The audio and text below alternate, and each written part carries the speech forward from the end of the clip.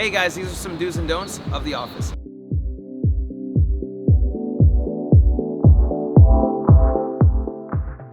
Number one is you do want to have proper work etiquette. So when you want to come in, you actually want to act accordingly with everyone who's over there. So you want to make sure to have a positive attitude and bring a positive impact to the team.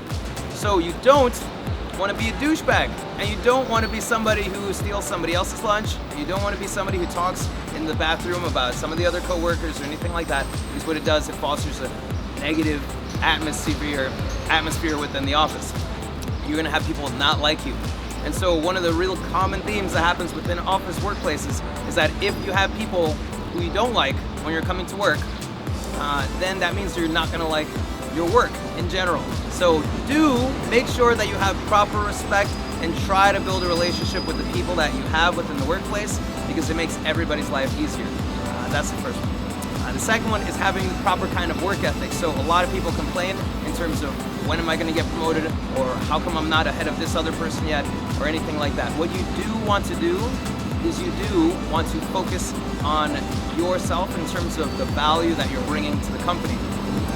The candidates who always get promoted to the next level are usually the people who show consistent work ethic and consistent results, and they're actually displaying that for, let's say, the people who are ahead. That doesn't mean that you have to knock other people down so you could get ahead for yourself, but what you want to do is just show consistent results, whether it be, let's say, sales numbers, or whether it be the kind of value that you add to the team in general. So that's something that you do want to do.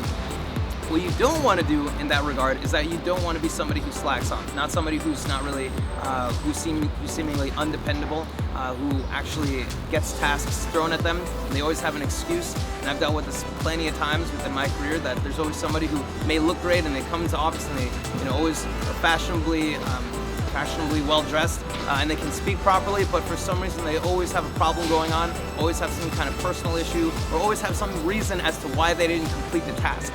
They always have a really good example of why they didn't do what they needed to do. And life gets in the way for everybody, but soon enough, the people who get promoted or who are on top, they know that if you have a problem, you just have to figure it out. Like, legit. You should just have results, come back with results, and not excuses, at least not most of the time.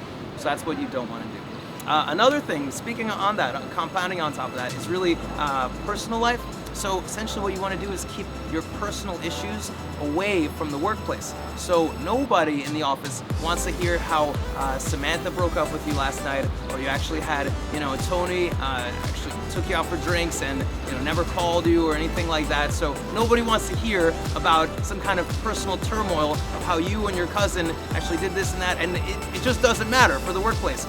It might make for a good funny story, but essentially you don't want to bring, let's say, things that are really bugging you down, or things that you're really self-conscious about, or really things that are just tearing you apart for some reason in your home life. You don't want to bring that to work, because at work, everybody's trying to accomplish something. Everybody's trying to do something for themselves, and most of the time, they're trying to do something for the team, for the office. So when you bring, let's say, your personal vendettas or personal kind of notions or just negative content to the team, then you're just kind of poisoning the team, and it'll happen every once in a while. You have such big things that happen to you in your personal life, whether legit really it is somebody breaking up with you, or you breaking up with somebody, or let's say you're in a new area or a new part of your life that you actually know nothing about, or you have something, let's say, that's been bothering you from your past that just came up out of nowhere.